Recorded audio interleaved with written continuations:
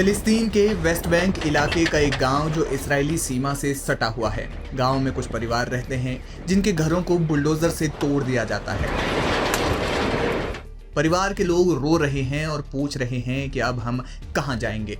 हमारा ये घर पीढ़ियों से हमारे पास रहा है और अब हमारे पास कोई और जमीन नहीं है। सवाल ये है कि वेस्ट बैंक के इजरायली सीमा के पास बसे गांव के घरों को क्यों तोड़ दिया गया। जवाब ये है कि इजरायली फौज गांव के लोगों को यहां से बाहर करना चाहती है, विस्थापित करना चाहती है, क्योंकि ये इलाका इजरायली कब्जे वाला है। ये शुरुआती सीन है एक डॉक्यूमेंट्री फिल्म का जो वेस्ट बैंक के गांवों पर इजरायली कब्जे की हकीकत को बयां करती है। डॉक्यूमेंट्री का नाम है नो अदर लैंड। इस डॉक्यूमेंट्री को फिल्म जगत के सबसे बड़े पुरस्कार ऑस्कर से सम्मानित किया गया है। दुनिया में अगर हम बात करें सबसे विवादित सीमा क्षेत्रों की तो इसमें सबसे पहला नाम जाहिर तौर पर इजराइल फिलिस्तीन की सीमा का आएगा। ये डॉक्यूमेंट्री भी इसी विवाद को दर्शाती है। खास बात यह है कि डॉक्यूमेंट्री इजराइल और फिलिस्तीन दोनों देशों के 4 फिल्म मेकर्स ने मिलकर बनाई है। मेकर्स के नाम युवाल अब्राहम और रचेल जोर जो दोनों इजरायली पत्रकार हैं, और बासिल आद्रा और हमदान बल्लाल जो फिलिस्तीनी पत्रकार और कार्यकर्ता हैं, उन्होंने इसे फिल्माया है।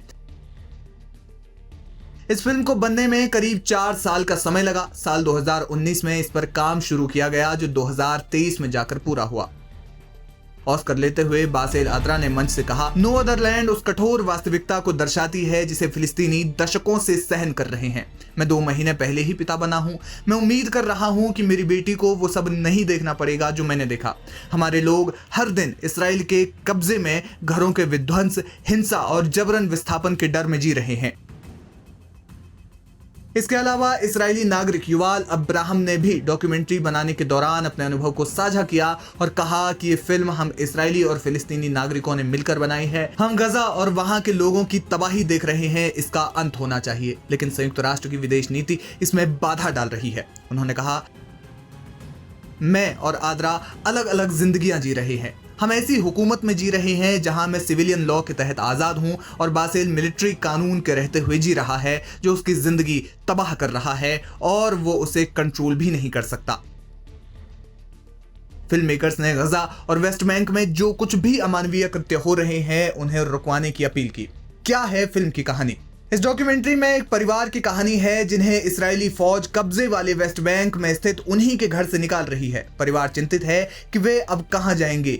फिल्म का नाम भी इसी शीर्षक से रखा गया है कि वे अब कहां जाएंगे, क्योंकि उनके पास कोई और जमीन नहीं है। फिल्म में इजरायली फौज को गांवों में दिखाया गया है। इस दौरान फौज कई बार उन लोगों से दुर्व्यवहार करती हुई भी नजर आती है। इस फिल्म में मुख्य किरदार फिलिस्तीनी पत्रकार बासिल आद्रा के पिता नासिर हैं, जिन्हें कई बार विरोध प्रदर्शनों में शामिल होने के चलते जेल भी जाना पड़ा। डॉक्यूमेंट्री में बहुत संजीदगी से फिलिस्तीनियों के संघर्ष को फिल्माया गया है कि किस प्रकार उन्हें उनकी जमीन छोड़ने के लिए मजबूर किया जाता है, और अक्सर उन्हें इजरायली फौज उनके इलाके में नजर आती है क्योंकि वे कब्जे वाले वेस्ट बैंक पर रहते हैं जहां करीब 30 लाख से ज्यादा फिलिस्तीनी नागरिक रहते हैं।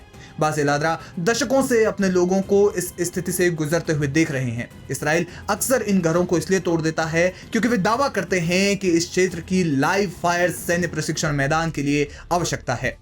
फिल्म में कभी कभी बासिल आद्रा कैमरे के सामने होते हैं, वे विरोध प्रदर्शन करते हैं। फिल्म में एक बार जब वो आईडीएफ सैनिकों द्वारा उन्हें जमीन पर घसीटा जाता है तो वे चिल्लाते हैं। वे इलाके में हो रही अराजकता और बर्बरता के बीच भी उस पूरे सीन को फिल्माते हैं। इस दौरान एक दिल दहला देने वाला दृश्य भी रिकॉर्ड हो जाता है जब एक फिलिस्तीनी व्यक्ति को एक इजरायली निवासी द्वारा बिल्कुल नजदीक से यानी पॉइंट ब्लैंक रेंज से गोली मार दी जाती है। एक आश्चर्यजनक बात यह है कि फिल्म को ऑस्कर मिलने के बाद भी मेकर्स को सिनेमा हॉल में दिखाने के लिए एक भी डिस्ट्रीब्यूटर नहीं मिला, और शायद ये हैरान कर देने वाली बात भी नहीं है क्योंकि मेकर्स को डॉक्यूमेंट्री के लिए डिस्ट्रीब्यूटर अमेरिका में नहीं मिला। यानी अमेरिका में किसी भी सिनेमा हॉल में फिल्म के चलने के कम आसार नजर आ रहे हैं।